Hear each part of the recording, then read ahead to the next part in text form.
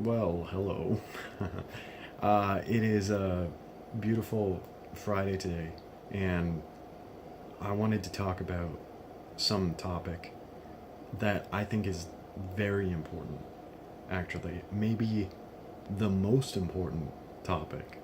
Uh, and I hope to demonstrate with words today why that is true. Uh, the topic, of course, is the spirituality of veganism, and many people talk about. I think that there's two major things that come up: ethics and nutrition when talking about veganism. But people don't really talk about the spirit of veganism or the spirituality of veganism, and I think that that's something definitely worth talking about because we're not just talking about uh, ethics and we're not just talking about uh, diet. So we're certainly not just talking about diet here. Uh, People can obviously subsist on a omnivorous diet, albeit poorly, poorly with diseases and death and diseases and early death and stuff like that. But uh, people can subsist, and obviously ethically, uh, it doesn't bother. People aren't being especially bothered up until recently about the ethics of veganism. And so, what do I mean about the spirituality of veganism? So, first, I think it's important to notice that in the word spirituality, we often get more of a loaded word that has to do with ghosts and mysticism. Most people think of mysticism or uh, something religious when they think of spirituality, but actually, spirituality is something separate than these things. Spirituality has to do with spirits, and not in like a hokey kind of uh, sort of ghosts everywhere type of way. Spirituality means to do with spirits, as in everything has a spirit. There's a spirit to um, democracy. There's a spirit to communism. There's a spirit to Christianity. There's a spirit to stamp collecting. Everything has a spirit. There's like it's a little bit more nebulous than the kinds of things we generally want to talk about. What is the spirit of, uh, for instance, stamp collecting? Uh, well, the spirit probably resembles something like an idea that says, I want to go and collect stamps. The spirit is it's going forth to collect stamps, and so there's, but it's not it that's not it. It's not just a desire. It's a spirit, meaning this includes something like um, a, a desire to be a collector, a desire to find some form of value in something that other people don't really see the value in. That you're noticing, that this is a stamp, it's for postage, but uh, you see it as a collector's item because there's only one, and so there's a spirit. Why do I use stamp collecting? Sam Harris. That's the only reason. So, uh, stamp collecting, but there's what's the spirit of democracy? Well, it's not, uh, or communism. It's not the explicit. What do you call it? Directives. It's not the explicit directives. It's more than that. It's as far as the so for example the spirit of maybe even these things share a similar spirit, even though the output of communism and democracy is different. It's fairness. Both of these spirits are they search for fairness.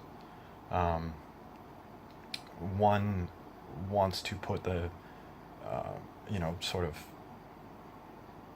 level playing field for everyone, and another is more about well, we should all have a say in what's going to happen. Uh,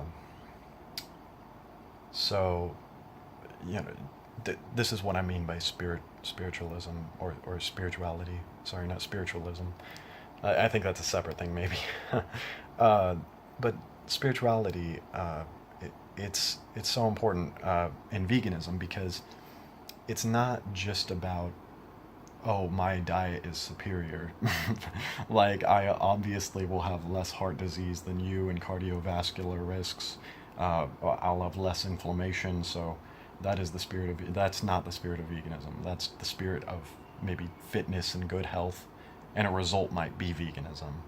Uh, but it's not the spirit of veganism. And veganism is not um, merely uh, well, I don't eat animals either. It's not just, or I don't eat animal products. It's not just about that. I think that there's a hidden there's a hidden sort of esoteric agenda to veganism that isn't really pushed. It's not public, and sadly, it's lost on people because they get caught up in having their egos attacked by veganism. Basically, they feel like there's people now telling them they're wrong for eating the way that they've ate for their entire life, and it's of course it's frustrating because the important thing actually the most important thing about veganism for individuals I think the is is the spirit of veganism. And so what does that really mean?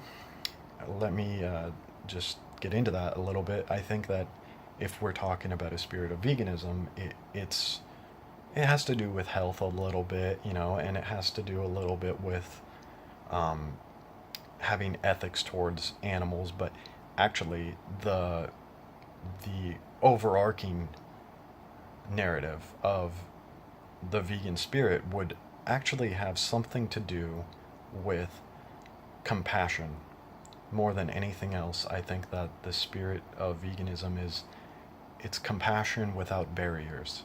It's recognizing that in the landscape of organisms that happen upon the universe, any of them that can feel deserve to have more pleasant experiences than unpleasant experiences. I think that that is the overarching narrative of the vegan spirit. And so, in a way, I mean, so to give credit to the anti-vegans, first I'll say that they're probably evil.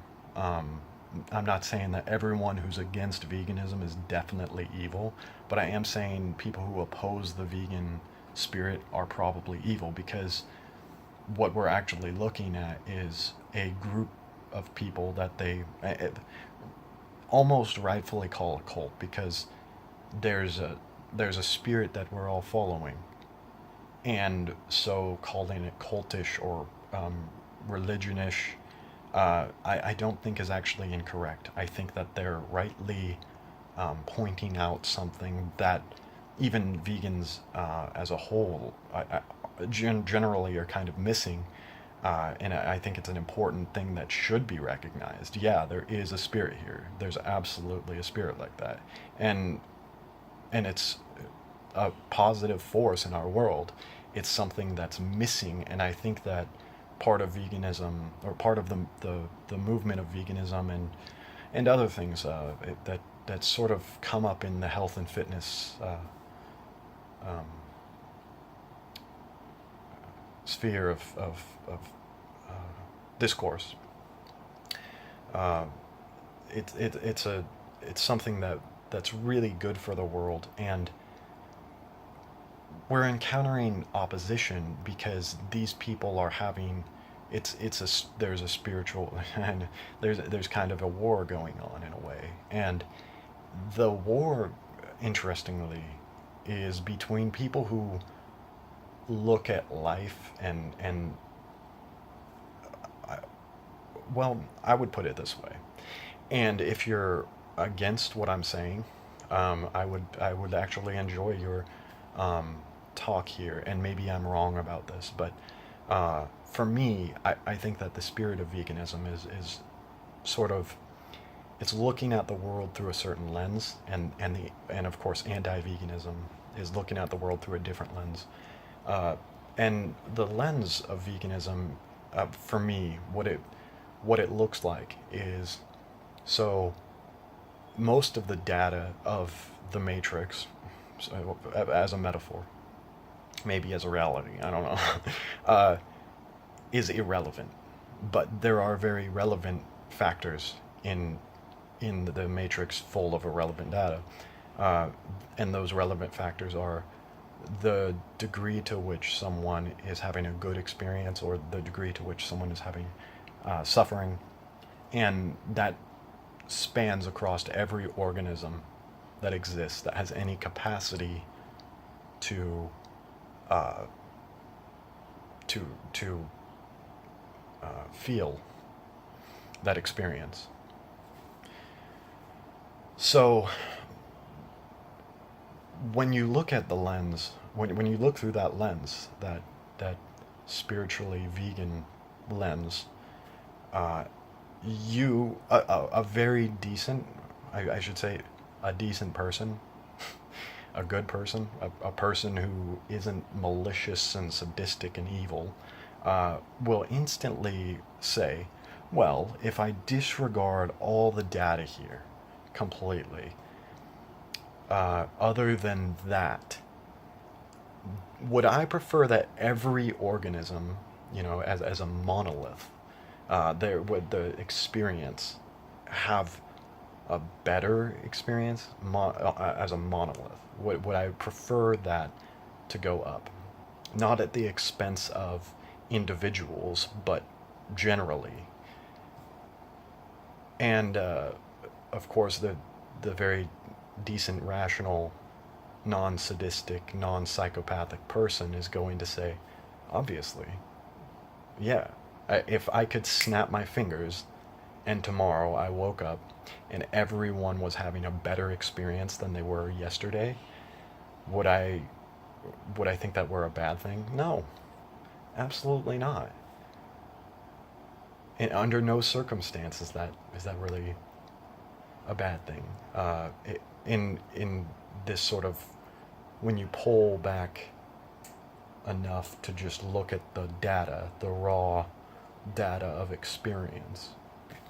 And so when we talk about anti-vegans and the anti-vegan spirit, I think that we're looking at people who on their face look evil because they oppose that.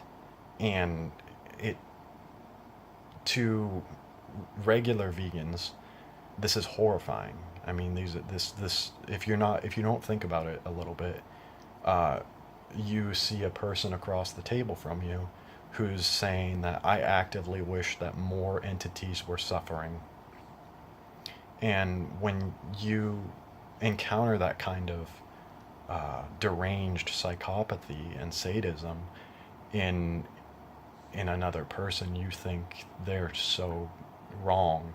But I think that it actually has more to do with, I don't want to put all the onus on Christianity or Islam or other kinds of religions, but I think a lot of times these people are heavily influenced by forms of indoctrination or inception into uh, false narratives. So uh, I, I think the easiest, the lowest hanging fruit, and maybe I'll talk about higher hanging fruit later, but the lowest hanging fruit is divine command theory. when you have, rather than looking at the raw data from an experiential point of view through uh, a lens of merely peering at the spectrum of suffering and pleasant experience, uh, you have a people here who are being told no, that's irrelevant. What's really relevant, actually, what it's really saying is that's post relevant. Um, so, or pre relevant. I'll talk about it. Uh, because what they see is, no, what's actually evil and good has nothing to do with that, because we're on earth and it's before heaven. So what actually matters is what's been commanded to me from on high by some deity or God. And so they're just looking at it through that lens. Vegans are looking at this through a lens of general compassion, and the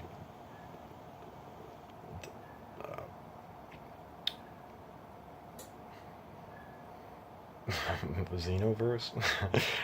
What's the word I'm looking for? Converse. Yeah, the converse. There we go.